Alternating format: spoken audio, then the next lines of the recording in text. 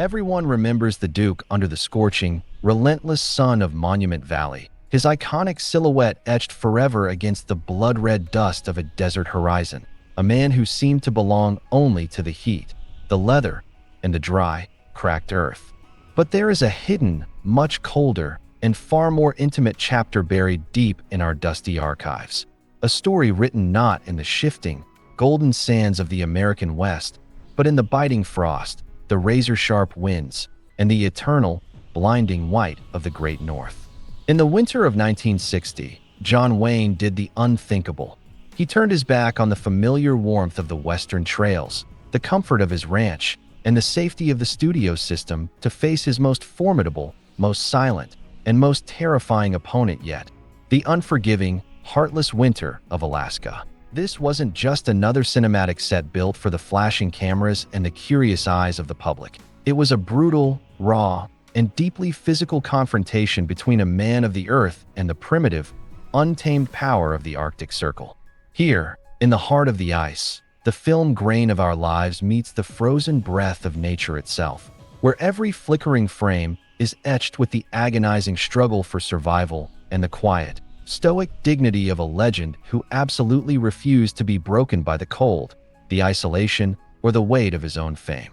He was seeking something the desert could no longer provide, a silence so deep, so absolute, that it could only be found where the world itself begins to freeze solid and where the wind carries no echoes of the director's call or the crowd's roar.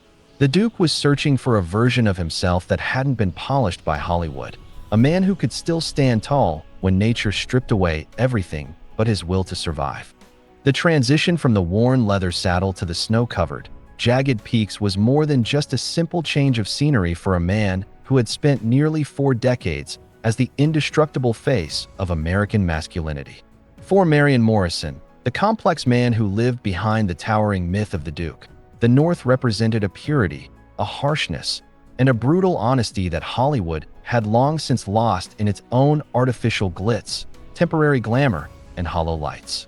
As the heavy, textured film grain of the 1960s archives captures his every deliberate move, we no longer see a man shielded by the comforting iconography of the cowboy or the security of a six-shooter.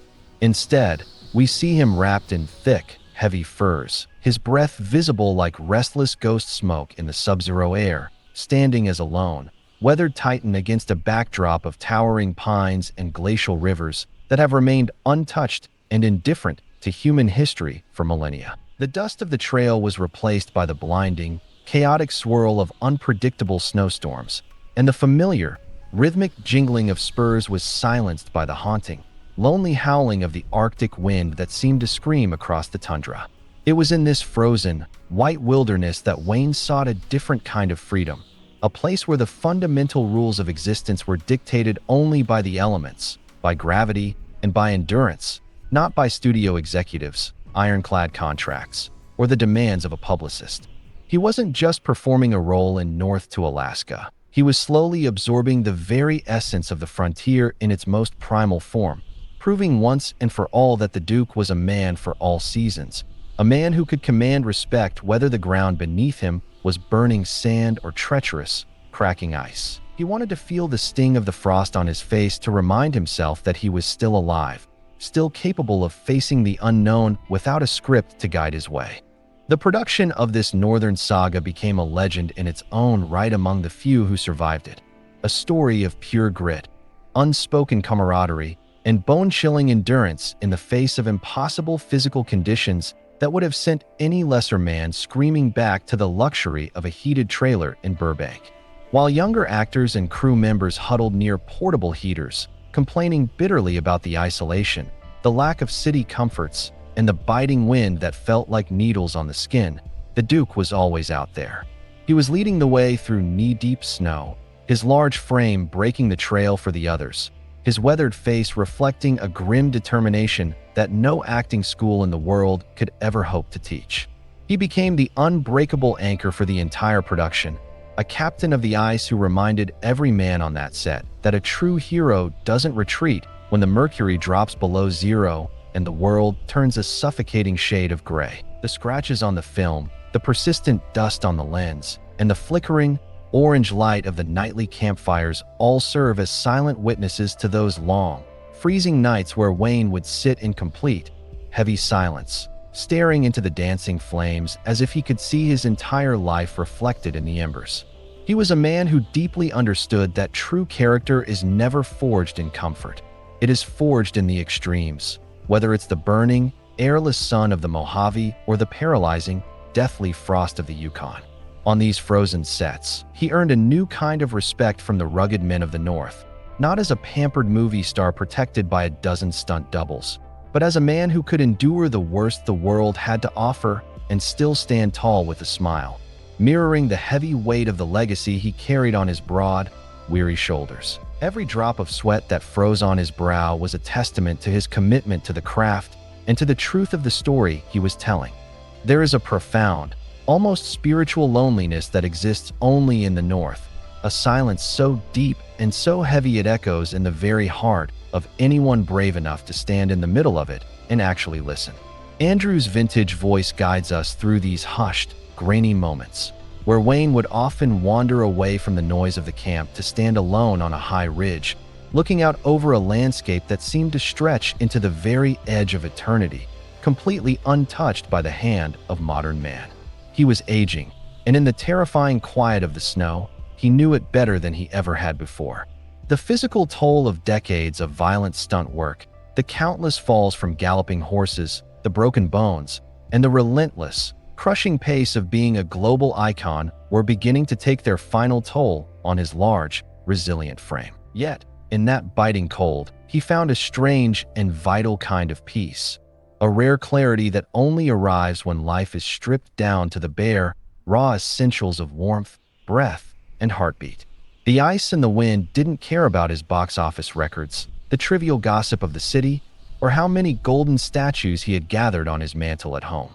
The Arctic demanded only strength, absolute presence, and a deep respect for the natural world that could kill a man in minutes. In the vintage archives of this era, we see a vulnerability in his eyes that is almost never captured on the silver screen, a quiet, somber realization that even a legend is mortal, yet even in that mortality, there is an unbreakable spirit that defies the frost and the passage of time. He was teaching us, frame by flickering frame, that the final frontier isn't a spot on a map, but the internal courage to keep moving forward into the dark, even when the wind is screaming against you and every path home is buried under the storm.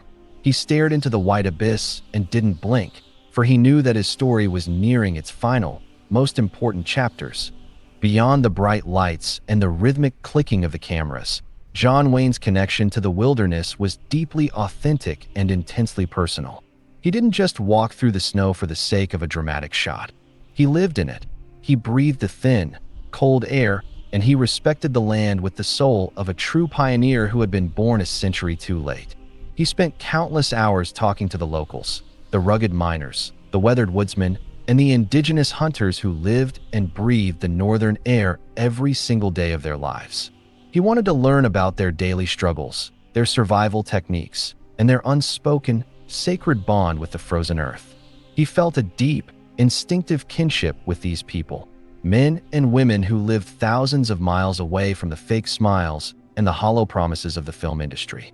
This authenticity is what drips from every single frame of this specific archive. When you see the Duke struggle against a real, unscripted blizzard or navigate a dangerous, frozen river, you aren't seeing a calculated performance or a clever trick of the light. You are seeing a man who truly respected the raw, terrifying power of nature. He knew that out here, the film grain and the dust weren't just stylistic choices for a documentary.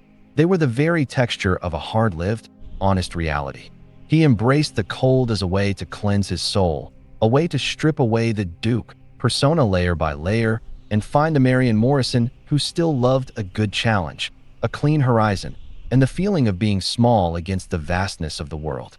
This was his sanctuary of ice, his cathedral of snow, where he could finally hear his own voice above the deafening roar of the public's endless acclaim and the studio's demands. He found more truth in a frozen Alaskan morning than in 1,000 Hollywood parties. The nights in the Alaskan wilderness were the longest, the darkest, and the most reflective of his entire life. As the temperature plummeted far below what any human should endure, and the stars shone with a prehistoric, cold brightness that seemed to pierce through the atmosphere, Wayne would often wander away from the warmth of the camp to be alone with the darkness and the silence. He thought about the friends he had lost to time, the films that had defined his image in the eyes of the world, and the heavy legacy he was leaving behind for his children and the generations to follow. He was a man who knew his time on this earth was finite, yet he didn't look back with a single ounce of regret or bitterness. Instead, he looked forward to the next challenge, the next unknown horizon, and the next sunrise over the ice.